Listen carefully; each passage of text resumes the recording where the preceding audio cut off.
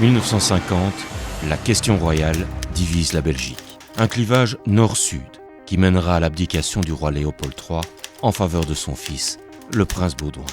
Une division qui sera aussi marquée par le drame et la violence. Nous sommes le 18 août 1950. Deux individus se présentent au domicile de Julien Lahaut, à Serein. Il est 20h50. Le président du Parti communiste est aussi député. Ce soir-là, il n'aura même pas le temps de saluer ses visiteurs.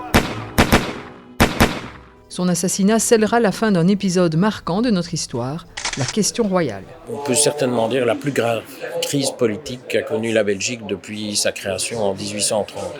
Les partis politiques, les organisations syndicales, la société en elle-même va être divisée du sommet à la base par rapport à cette question. Cette crise sans précédent trouve son origine en 1940. Dans la Belgique occupée, le roi Léopold III veut déposer les armes. Le gouvernement, lui, s'exile à Londres pour continuer son action aux côtés des Alliés. La première chose qui est reprochée au roi, c'est en effet de ne pas avoir continué le combat, de ne pas avoir suivi son gouvernement sur les chemins de l'exil, d'abord en France et puis à partir d'octobre 1940 à Londres, en Angleterre. Et dernier élément, c'est le fait que la plupart des prisonniers de guerre flamands vont être libérés alors que les prisonniers de guerre wallons vont rester en captivité jusque 1945. À la fin de la guerre, la famille royale est toujours en exil en Suisse et se pose la question du retour du roi. Il faudra attendre 5 ans et une consultation populaire en mars 1950 pour trancher la question, non sans agitation.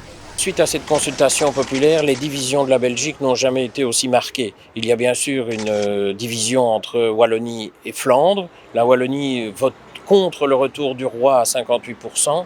La Flandre, à plus de 70%, est en faveur du retour du roi.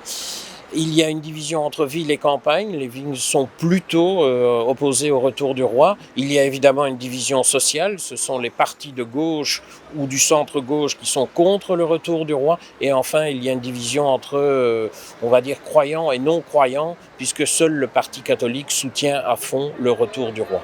Et c'est dans un climat insurrectionnel que le roi rentre à Bruxelles le 22 juillet 1950, soutenu par le seul parti catholique. Sabotages, grèves et manifestations se multiplient. À Grasberler, la manifestation tourne au drame. Les gendarmes, se sentant débordés, vont tirer sur la foule. Au total, il y aura 4 victimes, dont 3 tomberont ici même, devant le café La Boule Rouge. Cet épisode va évidemment renforcer le climat de guerre civile qui s'installe petit à petit en Belgique, avec en plus cette échéance de la marche sur Bruxelles qui est prévue pour le 1er août 1950. Des milliers de personnes ont défilé dans les rues de la capitale en criant leur volonté de voir le souverain abdiquer, mais le pire devait être évité. Léopold III abdique en effet le 1er août au matin, cédant le trône à son fils Baudouin. Vive la République ! Ce cri de « Vive la République » est attribué à Julien Lahaut. Le président du Parti communiste sera assassiné quelques jours plus tard sur le seuil de sa porte. C'est le dernier acte de cette question royale. Les assassins ne seront pas connus avant plus de 65 ans et on découvrira alors que son assassinat, s'il est en partie lié à son cri de « Vive la République », est aussi lié à une politique de répression vis-à-vis du Parti communiste. On retrouve sans doute parmi les commanditaires de l'assassinat des anciens résistants de droite, d'extrême droite, du personnel du renseignement militaire belge, le tout financé par la grande industrie belge. La question royale sera enterrée en même temps que Julien Lahaut, mais elle laissera des traces dans l'histoire politique de notre pays.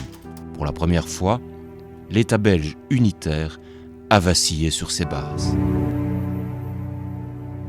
Ne l'oublions pas.